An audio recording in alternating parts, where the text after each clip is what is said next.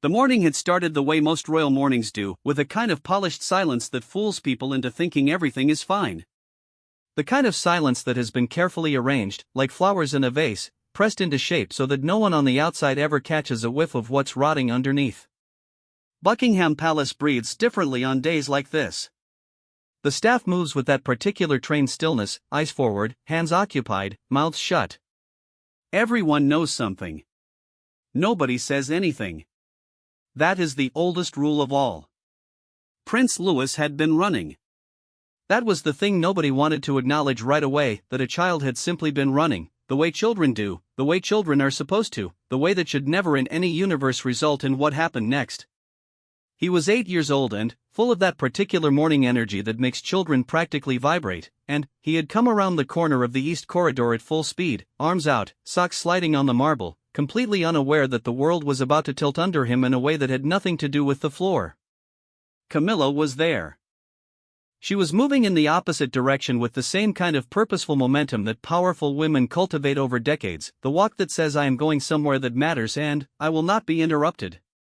Her lady-in-waiting trailed 3 steps behind. A footman had pressed himself against the wall.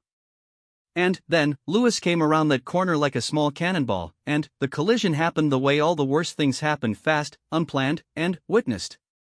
The sound was not dramatic. That is what those present would later struggle to describe. There was no crash, no theatrical stumble. It was more like the thud of 2 realities meeting at the wrong angle. Louis went down.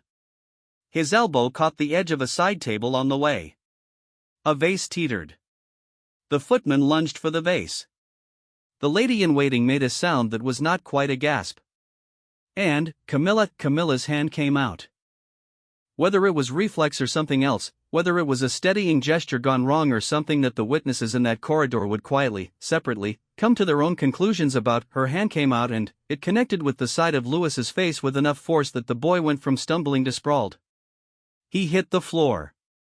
He did not cry immediately. That second of silence before a child decides to cry is somehow always worse than the crying itself. And then he cried. The footman, who was still holding the vase, stood absolutely frozen. The lady-in-waiting took 1 step forward and, then, stopped, as if she had walked into invisible glass. Camilla straightened. Her composure was extraordinary. That is a word people use about her, composed. She said something low, something that the footman would later be unable to recall with any precision, and she continued down the corridor. Her heels on the marble. 1, 2, 3. Gone around the corner. Louis sat on the floor of the East Corridor with his hand pressed to his cheek and tears running down his face, and the footman set the vase down very carefully and knelt beside him, and that was how Princess Anne found them 2 minutes later when she came through the doors at the corridor's far end. And had always been the royal who moved like she had somewhere to be yesterday. She did not glide. She did not float. She covered ground with an efficiency that bordered on military, and, when she came through those doors and saw her great-nephew on the floor and the footman crouching beside him and the lady-in-waiting standing there like a woman who had seen something she was trying to decide whether she had seen and stopped. She was not a woman who stopped often. She crossed the corridor in a way that silenced everything. She crouched down to Louis's level, which was something she did not do easily given her age and the years of riding and the injuries those years had accumulated in her joints. And she looked at the boy's face. The redness. The wetness of his cheeks. The particular shape of distress that a child wears when the hurt has come from a direction they did not expect. She looked up at the footman. He told her. Not everything, because he was a footman and there were things a footman understands without being told, which details stay in the room and which ones travel. But he told her enough. His eyes did the rest. And stood up. She looked at the lady-in-waiting. The lady-in-waiting, who had worked in royal households for 11 years and thought she had developed the necessary armor for most situations, felt something she would later describe to her sister as being looked through. Not looked at. Through. As if Anne had simply opened her up and read the contents and filed them. "Where is she?" Anne said. It was not a question in the way questions usually are. It had the syntax of a question but the energy of a door being closed. The lady-in-waiting pointed and turned to the footman. "Take him to his mother. Directly. No one else." She paused. "No one stops you. No one asks questions. You walk him there and you stay until the Princess of Wales has been informed of exactly what occurred." Her words. Her decision. Understood? The footman understood. And watched them go. She watched until Louis's small form disappeared around the corridor bend, the footman's hand gentle on the boy's shoulder, and then she turned and walked in the direction the lady-in-waiting had pointed. This was the part that people who knew and well would have recognized immediately. She did not raise her voice. She did not run. She did not make a scene in the corridor that was not her way and never had been. What Anne had was something that made scenes unnecessary. She was the daughter of a woman who had once been described as capable of making a room sit up straight simply by entering it, and had inherited that quality and sharpened it over 7 decades into something considerably more pointed. She found Camilla in the morning room. Camilla was seated. Tea had been brought. She was reading something, a letter, a schedule, something paper, and she looked up when Anne came through the door, and whatever she read in Anne's face in that first second caused her to set the paper down. The woman who had been with Camilla in the morning room, a senior aide whose name does not need recording here, understood immediately that she was being given the opportunity to leave, and she took it. The door closed. What happened in that room in the minutes that followed would not be known in its exact particulars by anyone outside those walls. Royal households have always understood that some conversations must remain sealed, not because they are shameful, necessarily, but because the monarchy's entire architecture depends on the understanding that certain things are handled internally, that the institution has mechanisms, that the family sorts its own. But the effects of the conversation bled out immediately. Within 20 minutes, the footman who had been in the corridor was quietly pulled aside by the master of the household and asked, in the gentlest and most absolute way, to provide a written account of what he had witnessed. He was also informed, again gently, again absolutely, that this account would go directly to specific individuals and nowhere else. Within 40 minutes, 2 senior members of the household staff were summoned to separate meetings with separate people and asked the same question: "What did you see? What did you hear? What time was it? Where were you standing?" This was not investigation. Investigation is something that happens when an institution is unsure of what occurred and is trying to find out. This was documentation. Documentation happens when an institution is very sure of what occurred and needs the record to reflect that sureness in a form that cannot later be rearranged. The distinction matters enormously. Meanwhile, Kate, the Princess of Wales, had received Louis from the footman in her private sitting room. The boy was calmer by then, the way children swing back from distress faster than adults ever manage, but the redness on his cheek had not faded, and Kate was a woman who noticed everything about her children with a completeness that was almost scientific. She had held him. She had looked at his face. She had asked him, very quietly, to tell her what happened. Louis told her. In the way 8-year-olds tell things out of order, with the emphasis in strange places, with certain details vivid and others completely missing. But the core of it was clear. Kate listened without interrupting. She did not change her expression during the listening, which was a skill she had developed over more than a decade of public life and which now served her in a way she had not anticipated needing. When Louis was finished, she held him for another moment, and then she called for his nanny and asked that he be taken for something to eat, and she sat in her sitting room alone for a period of time that nobody measured.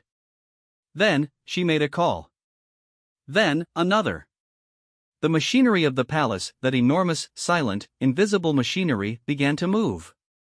There are people who believe that royal institutions are slow. That they are ponderous, wedded to precedent, incapable of agility. These people have not watched a royal family close ranks around one of its children. When the subject is a child, when the incident involves someone small and vulnerable and beloved, the speed with which the institution can mobilize is remarkable. Not visibly. The surface stays absolutely still, the way deep water stays still even when something large is moving through it far below. But things were moving. And had already spoken to her brother. Not Charles, that would come, but that required its own timing, its own careful approach, because Charles's relationship with Camilla was not a variable that could be ignored or simplified. Anne had spoken to Edward first, and then to their people, and there had been a conversation that left everyone in it with a very clear understanding of what the next steps were going to look like and who was going to take them. The phrase immediate action had been used. Not by a press secretary. Not in a statement. In a room, between people who had known each other their entire lives and who understood that immediate action in their world did not look the way it looked in other worlds. It was not loud. It was not dramatic. It was a series of decisions made and communicated and acted upon with the quiet speed of people who have been managing crises with discretion for longer than most institutions have existed. What it meant, in practical terms, was this: Camilla's schedule for the coming days was quietly restructured.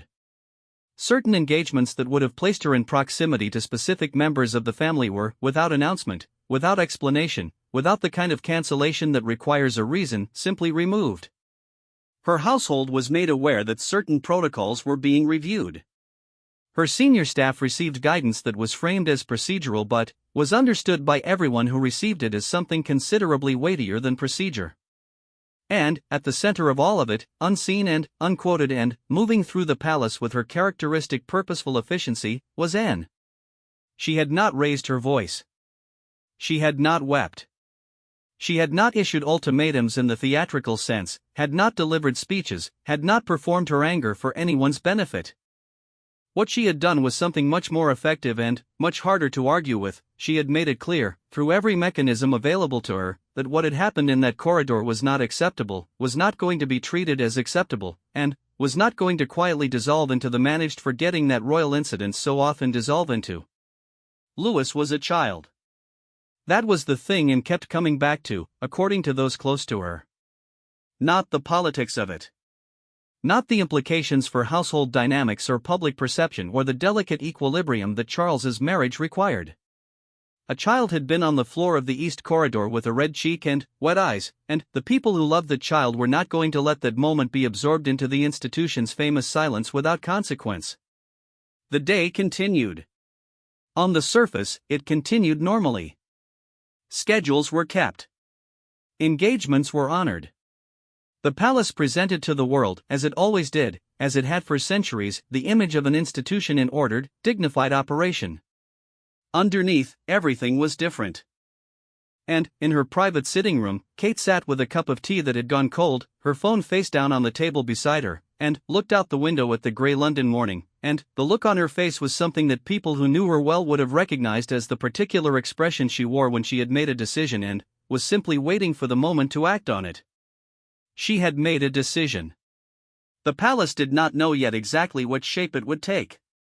But those who had been watching the family long enough, the ones who understood that the quiet ones are always the ones you should be watching, understood that whatever came next had already been set in motion. Louis had stopped crying hours ago. He was in the nursery now, probably driving his nanny to gentle distraction, probably already halfway back to the ordinary happiness of an 8-year-old who has been given a biscuit and a story and the particular comfort of being held by someone who loves him completely. But the red mark on his cheek had been seen. And the people who had seen it were not the forgetting kind. By the second day, the palace had settled into that particular atmosphere that insiders learn to read the way sailors read weather, not by what is visible but by what is changed in the texture of the air. The footsteps in certain corridors sounded different. Staff who normally moved through their days with the easy automation of long routine were fractionally slower, fractionally more careful, like people walking across ice they are not entirely certain will hold. Conversations stopped half a second sooner when certain people rounded corners. The morning briefings were quieter. Not shorter, quieter. The silences inside them were doing more work than the words. Camilla was present at breakfast. This was itself a kind of statement, and everyone at the table understood it, and nobody acknowledged that they understood it, because that is how these things work in houses like this. You do not narrate the subtext. You simply sit with it and eat your eggs and pass the marmalade when asked and perform the ordinary rituals of a family morning with the particular skill that distinguishes people who have been doing this for decades from people who have not. Anne was not at breakfast. and had, according to her household, a morning engagement. This was true. It was also true that the engagement had been scheduled at a time and in a manner that Manton would not share a table with Camilla that morning, and whether this was coincidence or intention was a question that nobody in the room was willing to ask aloud, but that everyone was running calculations on privately. Charles sat at the head of the table. He was a man who had spent his entire life navigating the space between the love he felt for people and the institutional demands that shaped what he could do about that love, and the particular tension of this morning was one he would have recognized in his sleep. He spoke of the weather. He spoke of an upcoming engagement in Scotland. He asked about a garden project. He was, as he had always been, excellent at the surface at maintaining the warmth and the smoothness of the family's visible face even when the water was moving hard and cold underneath it. Camilla drank her tea. She answered his questions about Scotland. Her composure was, as it had always been, remarkable. She had survived things that would have broken less resilient people: years of public hatred, of being cast as a villain in a story that the entire world believed it owned a piece of. She had come through all of it and arrived at this table, at this life, by means of a determination that people who underestimated her had always regretted underestimating. She was not frightened by tension. She had marinated in it for the better part of 40 years. But she was not unaware of what was happening. She knew that the footman had given an account. She knew, because the people around her were skilled at knowing things, that the account had gone to specific people in a specific chain that did not include her household. She knew that and had spoken to Edward. She knew that Kate had made calls. These things travel in royal households in the way that water travels through old houses, invisibly, through cracks you didn't know existed, arriving in places you did not expect. She ate her eggs and she smiled at something Charles said, and she was, as she had learned to be, utterly unreadable to anyone who was not watching the very particular slight stillness in the set of her shoulders. Across the palace, and was in a meeting. Not the kind of meeting that appears on calendars with full titles and formal participants, the other kind. The kind that happens in a sitting room with 2 or 3 trusted people and a pot of tea and a door that is closed but not locked, because locked doors invite speculation. This kind of meeting is the one where things actually get decided. The people present were not ones whose names would appear in any account of these events. They were the quietly indispensable ones, the advisors and private secretaries and long-serving members of household who know where everything is kept and how everything works, and who understand that their value lies precisely in the fact that nobody outside the family thinks about them at all. They had been summoned because entrusted them and because they had, between them, decades of experience navigating situations that required the most delicate combination of action and discretion. The question on the table, though nobody quite put it this baldly, was how to proceed in a way that protected Louis, preserved the family's integrity, acknowledged the seriousness of what had happened, and did not blow apart the carefully constructed equilibrium that Charles's marriage occupied at the center of the institution. These 4 things were, to varying degrees, in tension with each other. Protecting Louis was the one that everyone agreed on without qualification. The child had been struck. The child had been on the floor. The child was 8 years old and a future king's son and the most beloved small person in a family that the entire country had adopted as its own emotional property. There was no world in which the people in that room were going to allow that incident to be smoothed away into nothing. But the shape of the protection mattered enormously. If this became a matter of formal record, if it moved from the internal household accounting it currently occupied into anything that resembled official process, the implications radiated outward in ways that would be very difficult to control. The press would find their way to it eventually, they always did. And a story about Camilla and a child and a corridor and a mark on a cheek was exactly the kind of story that certain corners of the media had been waiting years to find. Not because they cared about Louis, that would be too generous, but because it fit the shape of a narrative that had been circling since the moment Camilla became a fixture in Charles's life. And understood this. She was not naive about it. She had watched her family be dismantled by narrative before, had watched the press turn private pain into public entertainment with a speed and enthusiasm that left permanent marks. She had no desire to hand them the kindling for another fire. But she also understood, with the particular clarity of someone who had always been the plainest spoken member of a family that occasionally confused elegance with honesty, that if nothing happened, if the incident was absorbed and forgotten and life went on as if a child had not been struck by a woman who lived in the same house, then they were setting a precedent that she found actively dangerous. Children in this family had historically been protected from many things. They had not always been adequately protected from the adults in their proximity, and had lived long enough to know that, and the knowledge sat in her chest with a particular weight that she was not going to ignore. The meeting produced a plan. Not a dramatic one. Not a visible one. The plan looked, from the outside, like nothing at all, because the best plans in institutions like this always do. It involved a conversation that needed to happen between Charles and Camilla, one that had not yet happened and that needed to happen in a specific way that made clear to Camilla that the conversation was not coming from a place of family politics or old grudges but from a place of absolute non-negotiability regarding the treatment of a child. It involved a formal protocol framed as a review of household safety guidelines, which was technically accurate, that would be applied to all members of the household and would result in specific changes to how and where and in what circumstances unsupervised contact between Camilla and the Wales children would occur. And it involved a communication to Kate, not instructions, because Kate had never been the kind of woman who received instructions gracefully, but a clear and explicit statement that the family had seen what had happened, had taken it seriously, and was acting on it, and that Kate's read of the situation and her wishes for her children would be the compass by which all further decisions were navigated. This last part was Anne's particular contribution, and the people in the room had recognized it immediately as both strategically sound and characteristically Anne. Kate had been, for years, in a position that anyone watching carefully found quietly painful, a woman of considerable intelligence and quiet determination who had spent the early part of her royal life being underestimated by some and overmanaged by others, who had grown over time into something formidable and precise, and who had nonetheless sometimes found herself without explicit allies in the moments when she needed them most. And was making clear, through these communications, that Kate had an ally. A specific, senior, not-to-be-dismissed ally. That was its own kind of protection. Kate, meanwhile, had spent the morning with her children in the way she spent all her mornings when she could, present and involved in a way that was not performed for anyone's benefit but was simply the way she was with them. Louis had slept well. He had woken up in the bouncy, slightly chaotic way he always did, and his cheek had faded, and he had eaten his breakfast in the enthusiastic manner of someone who has already processed and set aside the upset of the previous day and is purely focused on the current moment's food. Children do this. Kate loved them for it.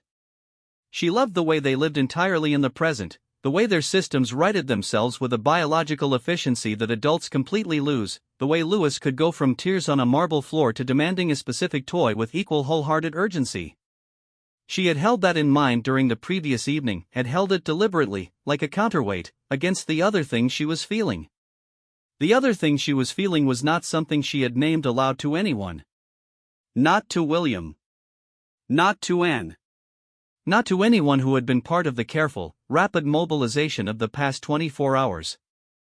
She had accepted Anne's support and she had given her account and she had made her calls, and all of it had been measured and rational and rooted in a genuine desire to protect Louis in the structural sense, to make sure that the systems around him were properly aligned so that what had happened could not simply happen again.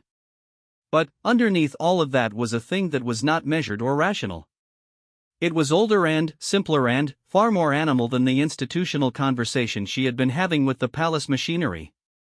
It was the thing that lives in the chest of every parent who has seen their child hurt by someone who should have known better, and it did not have a polite shape, and it did not fit cleanly into any plan.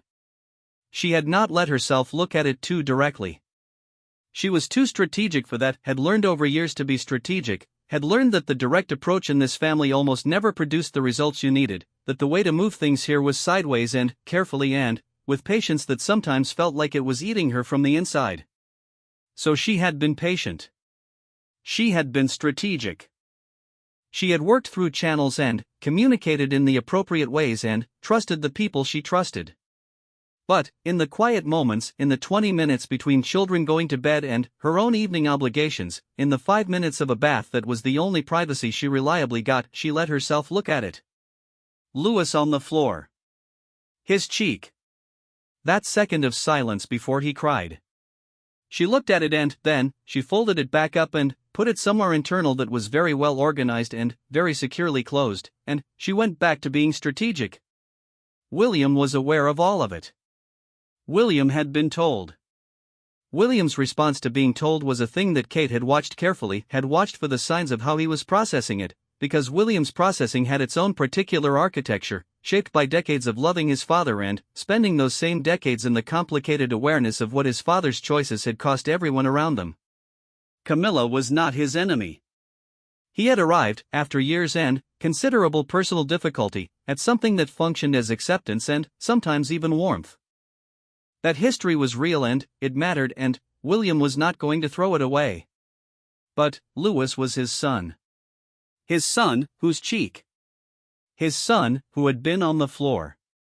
His son, who was 8 years old and who had done nothing except run down a corridor the way 8-year-olds run, which is to say with total confidence that the world will accommodate him, because nobody had yet taught him otherwise. William had made his own calls. He had done it with the same measured efficiency that characterized everything he did these days. The younger prince, the one who had once seemed as if he might crack under the pressure of the grief and the loss and the relentless machinery of being who he was, had grown into something considerably steadier than anyone had necessarily predicted. He made his calls. He said what needed to be said. He was clear and he was calm and he did not perform his anger for anyone. But the calls he made shifted things. Because William's voice in the conversation changed the weight distribution of the whole negotiation. And was formidable. Kate was strategic. But William was the heir, and his position on what had happened to Louis was going to be factored into every calculation the palace made going forward, and everyone in every room understood that. By evening, the protocols that the morning meeting had outlined were in motion. Not visibly. Never visibly. From the outside, from the perspective of anyone observing the royal family through the usual channels, the official schedules, the press releases, the carefully managed photographs of smiling faces at public engagements, nothing was different. The machine continued its performance of normality with the practiced ease of an institution that had been performing normality through wars and scandals and deaths and divorces for longer than most countries had existed. But the protocols were in motion. And Camilla, sitting in her private rooms that evening with the settled composure of a woman who had learned never to let anyone see her rattled, was aware of it. She was aware that Charles had been in a meeting that she had not been informed about in advance. She was aware that her schedule had been adjusted in ways that had been explained to her household as administrative. She was aware that the tone in certain rooms had shifted in a way she had recognized before, in earlier years, when the family's attitude toward her had been the defining weather system of her existence. She looked out her window at the darkening garden and she thought about what had happened in that corridor. She thought about Louis running at speed and the contact and the way the moment had expanded in the split second of it, the reflex, the miscalculation, whatever it had been. She thought about the floor and the sound and the boy's face and the footman with the vase. She thought about and walking into that corridor and crouching down and then standing up and looking at her, and the particular quality of that look. She had faced harder things than this. She had survived things that would have finished a less determined woman completely. But she was also, under the decades of composure and the hard-won confidence and the settled certainty of her current position, someone who understood the difference between battles she had fought and battles she should not have found herself in. And this boy, this corridor, this family closing in with the quiet efficiency of people who loved one of their own was not a battle. It was a reckoning. And those were different things entirely. The night settled over the palace. The lights in certain windows stayed on longer than others. In the nursery corridor, Louis slept with the untroubled totality of the young. In her sitting room, Kate sat with a book she was not reading. In his study, William looked at something on his desk without seeing it. And, in the private apartments of an 80-year-old woman who had spent her life being the royal family's most reliably honest member, and sat in her chair and thought about what came next, and found, for the first time in 2 days, that she was not angry anymore. She was certain. And certainty, in her experience, was always more effective. The conversation between Charles and Camilla happened on the third morning.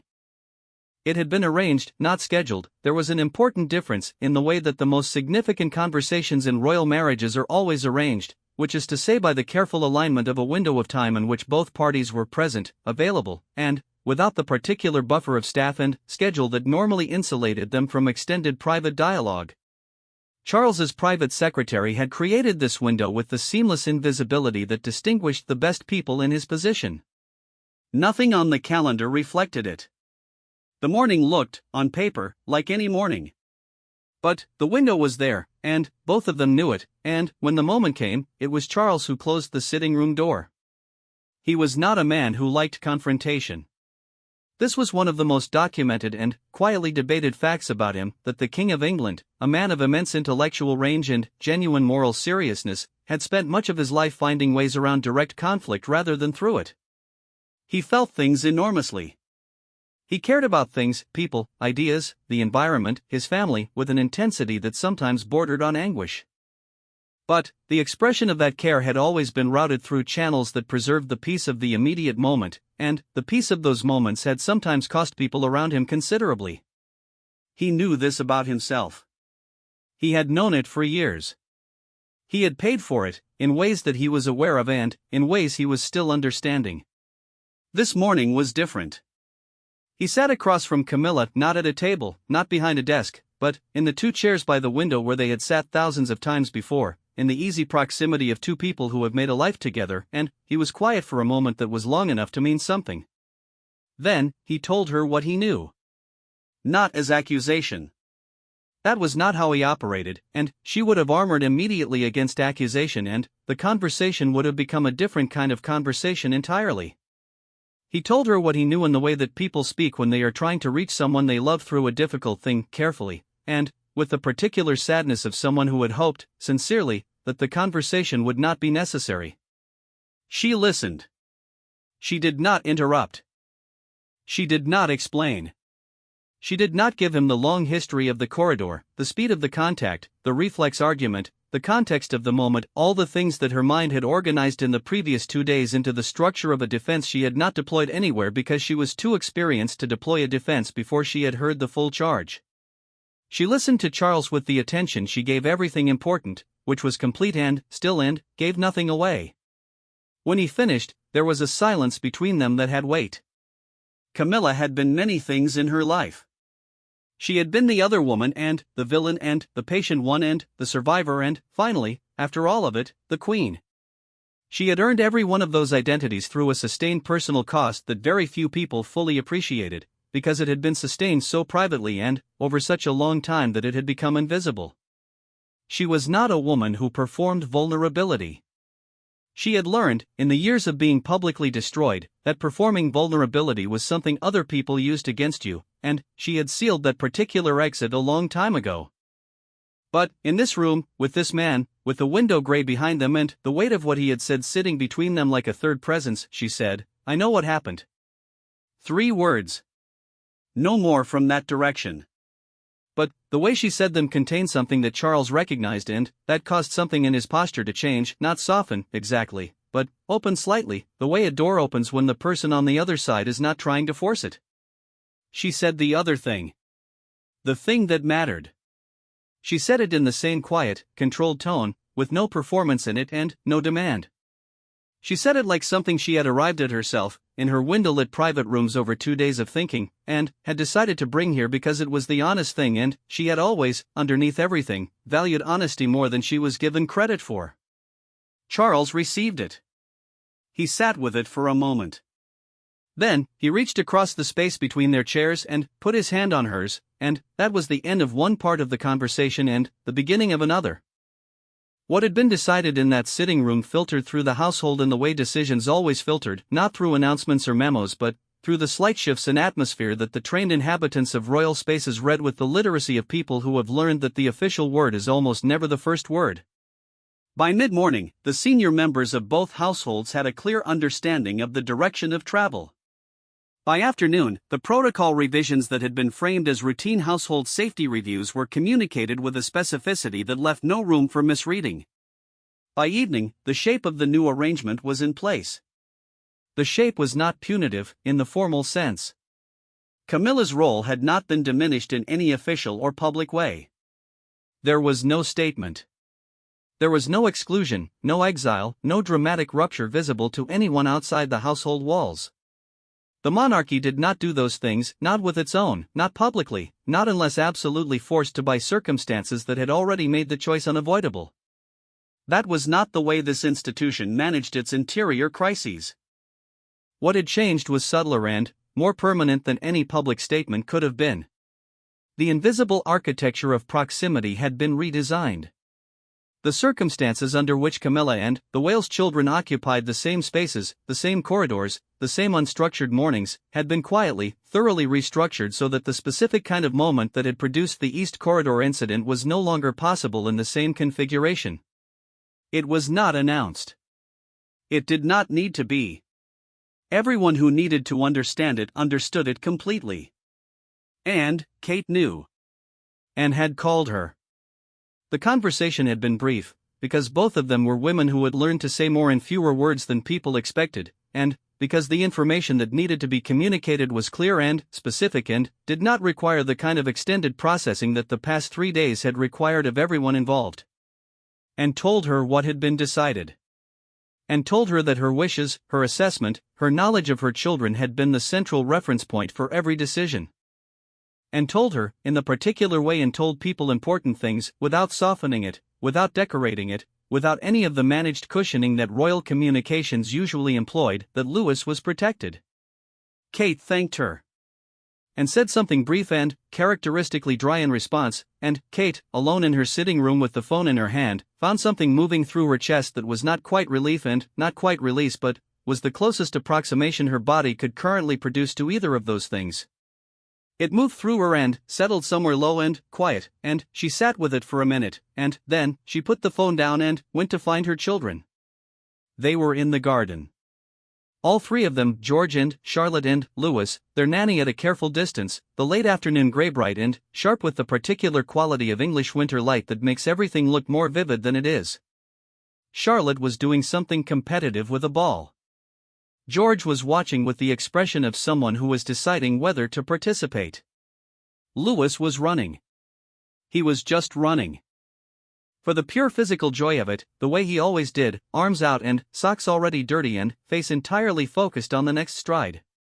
He ran the length of the garden and came back and ran it again and came back and crashed into Kate's legs with his full 8-year-old force and the complete confidence that she would absorb the impact, which she did, wrapping her arms around him and holding on for a second longer than he expected. "Mum," he said, in the tone reserved for mothers who were being excessive. "Go and run," she said. He went and ran. She watched him. She watched all three of them with the particular attention of a mother who has been reminded, acutely and recently, of exactly how much she has to protect. It was not a fearful watching. She was not a fearful woman by nature, and the fear that had lived briefly in her chest over the past 3 days had been replaced by something she recognized better, the steady, purposeful clarity that came when a decision had been made and the path was known and the next thing was simply to walk it. William came to stand beside her. He did not say anything. He stood with his hands in his coat pockets and watched his children do the simple, ordinary, enormously valuable things that children do when they are safe and fed and loved and unaware of the machinery operating around them to ensure they stay that way. They stood there for a while. The children's voices were bright and occasional against the gray afternoon. Louis fell down and got back up without drama. "And wants dinner," William said eventually. "Of course she does," Kate said. There was something in the way she said it, a warmth that was also slightly helpless, the way people sound about people they love who are exactly who they are and make no apology for it. And who had walked into that corridor and crouched down and stood up and set everything in motion, who had held the line and made the calls and run the meetings and been, as she had always been, the member of this family who could be counted on to be ferociously clear when clarity was needed and wanted dinner. She wanted her family around a table. She wanted the thing that families used to mark that the crisis has passed and the ordinary has been reclaimed and the people you love are still here. It was the most thing imaginable. They went inside. The dinner was not ceremonial. It was not one of the formal affairs that marked official occasions, no elaborate table arrangement, no performance for cameras that were not there, no staff hovering at the margins. It was family in the way that families manage to be, even strange families, even families that live inside institutions and carry histories that would fill libraries, imperfect and warm and occasionally awkward and deeply, stubbornly real. And was at one end of the table.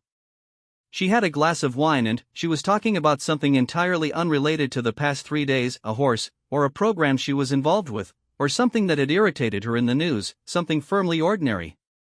Charles was beside her and he was listening and responding in the way he did when and was in full flight on a topic, with the mixed expression of someone who was genuinely entertained and slightly relieved. Camilla was there. She sat with the composed ease she had rebuilt around herself like a second skin, and she participated in the conversation at the table, and the conversation at the table was careful and real at the same time in the way only families who have learned to survive each other can be. Louis was at the children's end of the table doing something inadvisable with his bread roll. George told him to stop. He did not stop. Charlotte tattled.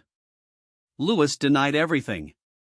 The completely normal disaster of children at a dinner table played itself out with the reliable comedy of its own small humanity. Kate watched him across the table. The cheek was fine. It had been fine since the first morning. Children heal at a rate that is almost unfair to adults. There was no mark, no trace, nothing visible left of the corridor incident except in the memories of the people who had been there and the records that had been made and the changes that had been quietly, permanently installed in the architecture of how this family would operate going forward. But Kate watched him, because she was his mother and watching him was what she did, and because somewhere in the past 3 days something had shifted in her, had settled, had resolved in a way that she thought would be permanent. Not hardness. She was not hard and did not want to be. But clarity. The kind of clarity that comes when you have been tested at the specific point of something you will not compromise on and you have not compromised and you have come through it knowing more precisely where you stand. She knew where she stood. And raised her glass at the other end of the table. It was not a toast, there was no announcement, no formal lifting. She just raised her glass slightly in Kate's direction, and Kate saw it, and something passed between them that did not need words because women who understand each other rarely need words for the important things. Kate raised her glass back. Louis knocked his bread roll off the table. Louis, Kate said. It fell, he said, entirely without guilt. It had help, Charlotte said. It fell, he repeated, with the absolute commitment of someone who has decided on a version of events and will be taking it to the grave. Kate looked at him, the small, impossible, entirely himself person who had no idea that the past 3 days had happened, that a palace had mobilized around the fact of him, that his great-aunt had walked corridors with the purposeful efficiency of someone who loved him completely, that his mother had sat in a sitting room with cold tea and made decisions, that his father had made calls, that an entire invisible system had turned itself toward the single, uncomplicated fact of his protection. He picked up the bread roll from under the table and put it back on his plate. 5-second rule, he said. That is not a rule in this house, William said. It's a rule everywhere, Louis said, with the serene confidence of someone whose understanding of rulemaking remains blessedly uncomplicated. The table laughed. The kind of laugh that is also relief, also love, also the particular sound families make when they have come through something and are back on the other side of it, in the light, in the warmth, around a table with bread rolls and wine and the voices of children and the faces of people they belong to. Outside, the palace continued its eternal, unchanging performance. Guards at the gates. Tourists pressing phones to railings. The institution, vast and self-perpetuating, its face composed and its surface undisturbed. The world had no idea that anything had happened. The world was looking at a building and seeing a symbol, the way it always did. Inside, a family was having dinner. And was talking about a horse. Louis was defending his bread roll. Kate was watching her son's face in the warm light of the table and feeling, for the first time in 3 days, the particular quality of quiet that is not absence but presence, the presence of having done what needed to be done, of having stood in the place where standing was required, of having looked at the thing that needed to be protected and protected it. Not loudly. Not dramatically. Not in the way that stories usually describe the protection of children, with speeches and ultimatums and scenes that play well in the retelling. In the real way. The quiet way. The way that leaves no visible mark but changes everything underneath, permanently, so that the world the child wakes up in tomorrow is structurally different from the world they were in before, even if the child himself will never know why, never know that the difference was made, never know that the people who loved him had sat in rooms and made calls and raised glasses and had conversations that cost them something and counted the cost as nothing, because he was theirs, and he was worth it, and he had no idea, and that was exactly how it was supposed to be. Louis finished his bread roll, somewhat defiantly. Nobody said anything. The evening continued. The palace breathed.